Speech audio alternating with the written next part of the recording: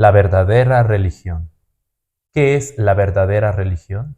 Ojo, no estoy preguntando quién es la verdadera religión ni cuál. Cualquiera puede decir nosotros somos la verdadera religión y por cualquier razón que quieran dar. Se podría relacionar iglesia verdadera y religión verdadera. La iglesia es el conjunto de miembros, grupo o pueblo perteneciente a una misma creencia.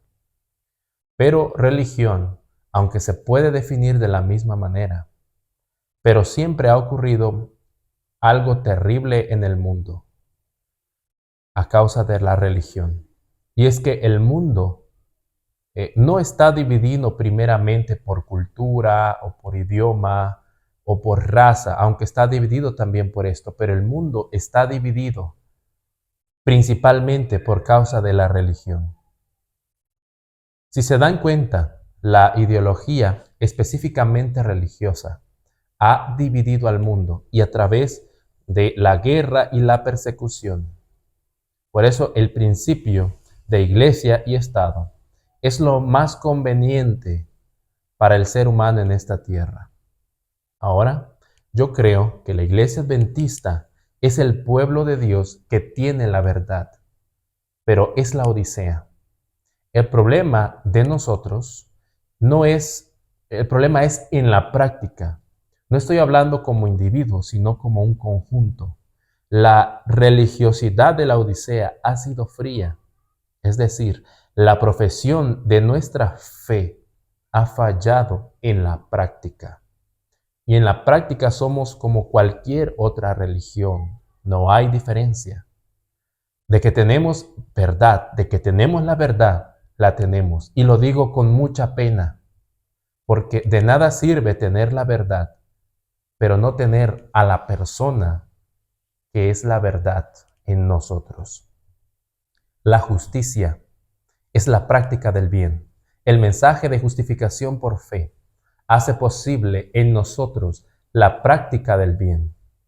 Y dicho sea de paso, el mensaje final no se va a predicar mediante solo la palabra, sino en el hacer al otro el bien. Por eso el Ministerio de Salud o la Reforma Pro Salud es justamente el brazo derecho del mensaje del tercer ángel. ¿Pero por qué?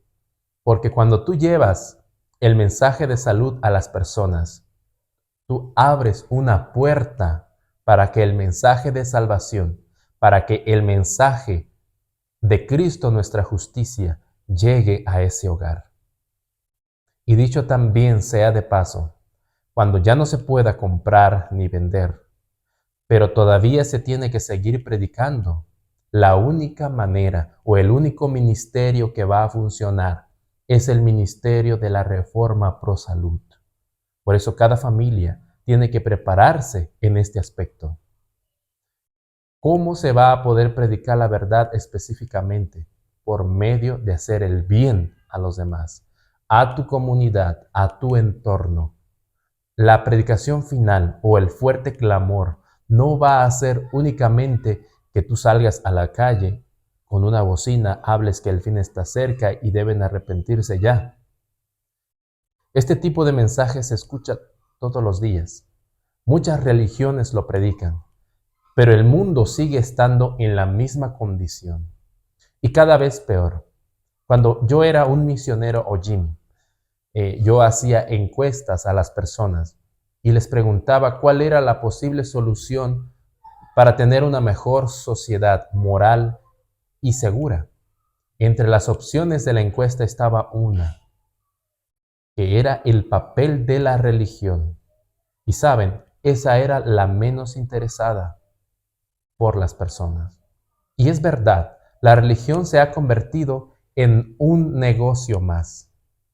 Si cualquier religión está más interesado en sus bolsillos, está más interesado en sus bolsillos que en la práctica del bien.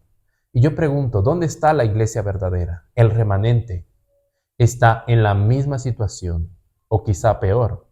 Y no es una actitud pesimista esto, es una realidad. Tener la verdad en letra no es garantía de salvación.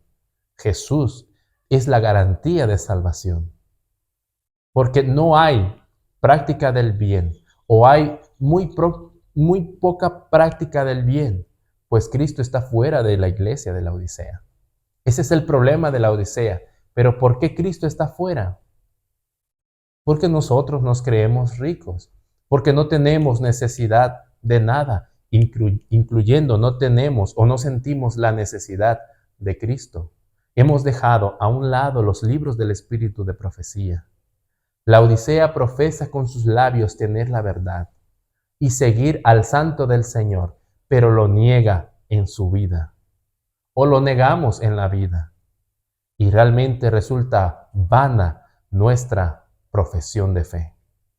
Escuchemos estas palabras en el libro de Santiago, capítulo 1, versículo 26 y 27. Si alguno se cree religioso entre vosotros y no refrena su lengua, sino que engaña a su corazón, la religión del tal es vana. La religión pura y sin mancha delante de Dios el Padre es esta: visitar a los huérfanos y a las viudas en sus tribulaciones, y guardarse sin mancha del mundo. El cumplimiento del mensaje del tercer ángel es estas palabras que acabamos de escuchar. Dios no tiene una religión sectarista, porque Dios no es exclusivista.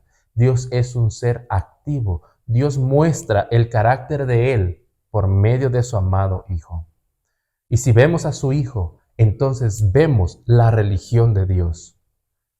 Ahora escucha las siguientes palabras. ¿Qué es la verdadera religión? Cristo nos ha dicho que la verdadera religión es el ejercicio de la compasión, la simpatía y el amor en el hogar, en la iglesia y en el mundo. Esta es la clase de religión para enseñar a los hijos, y es lo genuino. Enseñadles que ellos no concentren sus pensamientos en sí mismos, sino que por doquiera hay seres humanos necesitados y dolientes, que hay un campo para la obra misionera. Review and Herald, 12 de noviembre 1895. Cuando Jesús andaba en este mundo, Él mostraba la compasión del Padre, la simpatía y el amor del hogar. Jesús es la imagen de la verdadera religión. La verdadera religión, libre de toda mancha, delante del Padre es esta: visitar los huérfanos y a las viudas en sus tribulaciones, y guardarse sin mancha de este mundo. Hechos buenos son los frutos que Cristo quiere que llevemos: palabras amables, actos de misericordia, de tierna solicitud para con los pobres, los necesitados, los afligidos, cuando los corazones simpatizan con otros corazones agobiados por el desaliento y la congoja, cuando la mano reparte a los necesitados, cuando los desnudos son vestidos, los extraños bienvenidos a vuestra sala y tienen un lugar en nuestro corazón. Los ángeles se llegan muy cerca y resuena un acorde como respuesta del cielo. Testimonios para la Iglesia, volumen 2, página 25. Vi que en la providencia de Dios han sido colocados en estrecha relación cristiana con su Iglesia viudas y huérfanos, ciegos y mudos, cojos y personas afligidas de varias maneras. Es para probar a su pueblo y desarrollar su verdadero carácter. Los ángeles de Dios vigilan para ver cómo tratamos a estas personas que necesitan nuestra simpatía, amor y benevolencia desinteresados. Esta es la forma en que Dios prueba nuestro carácter. Si tenemos la verdadera religión de la Biblia, sentiremos que es un deber de amor, bondad e interés el que hemos de cumplir para Cristo en favor de sus hermanos, y no podemos hacer nada menos que mostrar nuestra gratitud por su incomparable amor manifestado hacia nosotros, mientras éramos pecadores indignos de su gracia, revelando un profundo interés y un amor abnegado por aquellos que son nuestros hermanos y que son menos afortunados que nosotros. Servicio Cristiano Eficaz, página 239. Cuando yo leo estas palabras, no puedo soportar sentirme miserable. Cuando nos olvidamos de nuestra mente carnal y comenzamos a tener la mente de Cristo, es entonces cuando nosotros veremos a nuestro prójimo, o veremos a nuestro prójimo a través de los ojos de Cristo. Y Jesús se hizo uno con cada uno de nosotros, y únicamente el carácter de Dios se puede desarrollar en nosotros cuando Dios obra en nosotros su querer como su hacer. Y cuando como pueblo e individualmente nos hacemos uno con Él, Cristo aparece en cada alma. Escucha estas palabras en San Mateo 25, versículos, que dicen: entonces el rey dirá a los de su derecha: venid benditos de mi Padre, heredad del reino preparado para vosotros desde la fundación del mundo.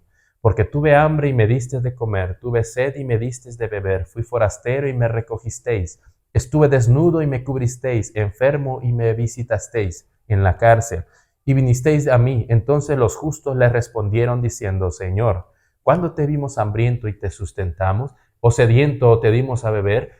¿Y cuándo te vimos forastero y te recogimos, o desnudo y te cubrimos? ¿O cuándo te vimos enfermo o en la cárcel y vinimos a ti? Respondiendo el rey les dirá: de cierto os digo que en cuanto lo hicisteis a uno de estos mis hermanos más pequeños, a mí lo hicisteis. Jesús no está hablando de forma figurativa aquí, es una verdad que Cristo se hizo uno con cada uno de nosotros. Si a Él lo hacemos, a nuestro prójimo lo hacemos a Jesús. Si hacemos a nuestro prójimo, lo hacemos a Jesús. Si hablamos mal de nuestro prójimo, hablamos mal de Jesús. Si maltratamos a nuestro prójimo o lo tratamos injustamente, maltratamos a Jesús. Si nos tratan mal a nosotros, Jesús está tan unido a nosotros que Él siente lo que tú y yo estamos sintiendo. Por esa razón, no eres tú quien lo hace, es Jesús haciéndolo en ti. Por eso los frutos del Espíritu Santo no son tuyos, sino que son de Jesús mismo, haciendo en nosotros lo que nosotros no podemos hacer por nosotros mismos. Esto es justificación por la fe. Cristo haciendo sus obras en nosotros, en la persona del Espíritu Santo. Para concluir esta primera parte acerca de la religión verdadera, escuchemos esta cita, Review and Herald, 15 de octubre, 1901. La verdadera piedad se mide por la obra que se hace. La profesión no es nada, la posición no es nada. Un carácter como el de Cristo es la evidencia que hemos de mostrar de que Dios ha enviado a su Hijo al mundo. Los que profesan ser cristianos y sin embargo no proceden como lo haría Cristo, si estuviera en su lugar, dañan grandemente la causa de Dios. Representan falsamente a su Salvador y están bajo una falsa bandera. La religión pura y sin mancha no es un sentimiento, sino la realización de obras de misericordia y amor. Esta religión es necesaria para la salud y la felicidad. Entra en el templo contaminado del alma y con un látigo echa a los intrusos pecaminosos. Ocupando el trono, consagra toda su presencia iluminada el corazón con los brillantes rayos del sol de justicia. Abre las ventanas del alma hacia el cielo, permitiendo entrar la luz del sol del amor de Dios. Con ella entra la serenidad y la compostura. Aumentan el poder físico, mental y moral, porque la atmósfera del cielo, como un agente viviente y activo, llena el alma. Y escucha con mucho amor estas últimas palabras. Cristo es formado en lo íntimo, la esperanza de gloria. Cristo formado en nosotros. Cristo formado en nosotros. Ahora quiero mencionar lo siguiente. Que no sepa tu mano izquierda lo que hace tu mano derecha. Ustedes pueden verme sentado aquí compartiendo esto, pero ustedes no saben si Dios hace esta obra, hacer el bien, si Dios lo hace en mí o no. Y realmente no tienen por qué saberlo si lo hago o no con mi familia. Y si Dios lo hace, yo no tengo por qué publicarles o mostrarles lo que estoy haciendo. Porque aunque Dios lo haga, si lo hago público yo, mostrando fotos o videos, con mi actitud estoy diciendo, miren lo que estoy haciendo. Aunque mis palabras digan lo contrario. Y eso contamina lo que Dios está haciendo en mí.